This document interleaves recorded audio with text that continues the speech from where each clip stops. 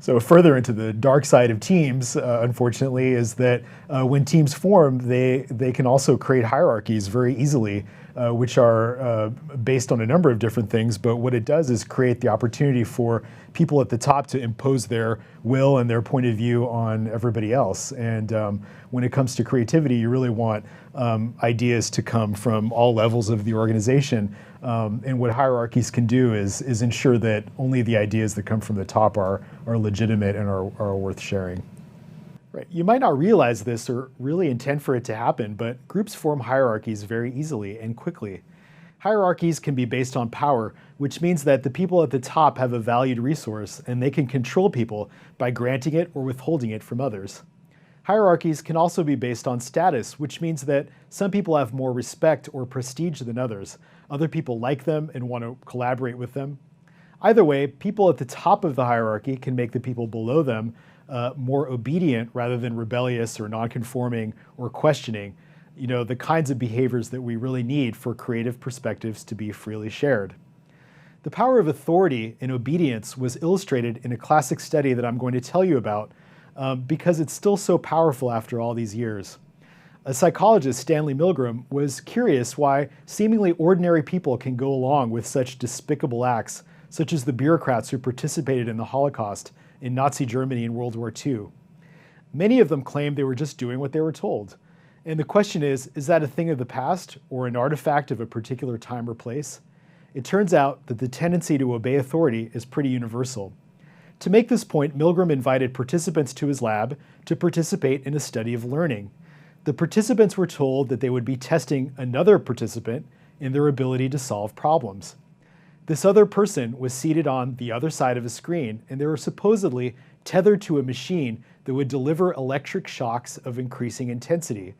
The experimenter instructed the teacher to ask the learner one question, and if they got it wrong, the teacher would have to deliver a shock to the learner. And this was all done in the context of an experiment, remember? So the experimenter had authority here. And it turns out, however, that the person on the other side of the screen, the so-called learner, was actually working for the experimenter. They deliberately got the answer wrong, and so the teacher was asked to give them shocks of higher and higher voltage. And the learner would actually pretend to scream in pain and protest and complain that at some point even that the electric shocks were giving them chest pains and that they couldn't go on. But if the teacher refused to give a stronger shock, then the experimenter simply told them, "You must continue. The experiment requires that you continue." Shockingly, I'm sorry, couldn't resist that, but almost 90% of the participants went all the way to the highest voltage, a lethal 425 volts of electricity. Ordinary people were willing to potentially kill someone at the orders of an experimenter they just met in a study of learning. So in other words, and this is where I think it's not only dark and disturbing, but it's really telling us something important for creativity. But teams provide the context for this blind obedience to occur. Teams can have hierarchies that give enormous power to those at the top, and the people below simply fall in line. That's not a path toward creativity, but really one that leads toward sort of blind conformity and obedience and towing the line rather than rethinking perspectives. Right, we learned that hierarchies can encourage obedience, but it actually turns out that the pressure to fall in line hits the people in the middle of the hierarchy the hardest. This is a phenomenon called middle status conformity, and you've probably heard about it in the stereotypes of middle managers being these narrow-minded bureaucrats who shoot down new ideas and try to preserve the status quo. It's a pretty common stereotype, but it turns out there's really a kernel of truth there.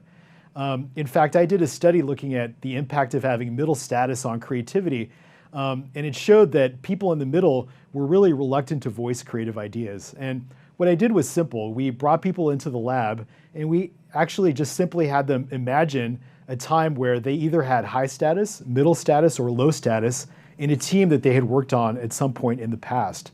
And so people were randomly assigned to consider themselves in one of those three situations, either having high status, middle status, or low status.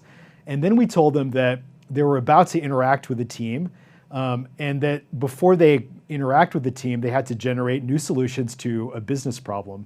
And so they were given time to brainstorm. And what we found was that the people who thought of themselves as middle status not only generated fewer ideas, but those ideas were less divergent, they were less novel, and they were less creative.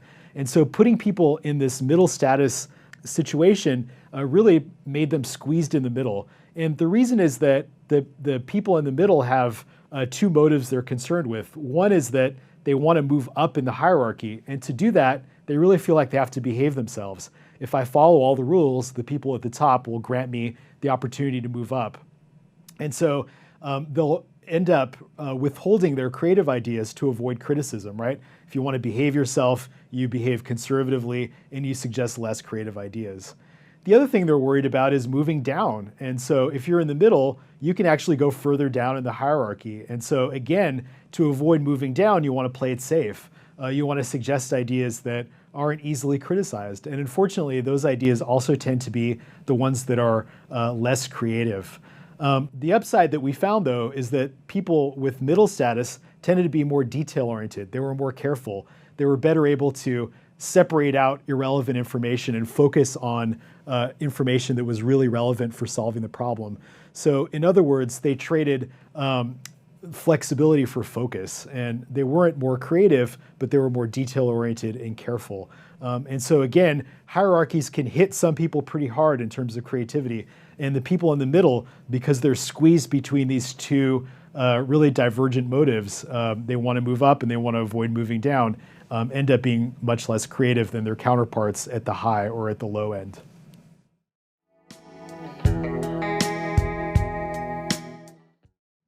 So the good side of leadership and developing hierarchies is we can coordinate, we can get things done, we can work together.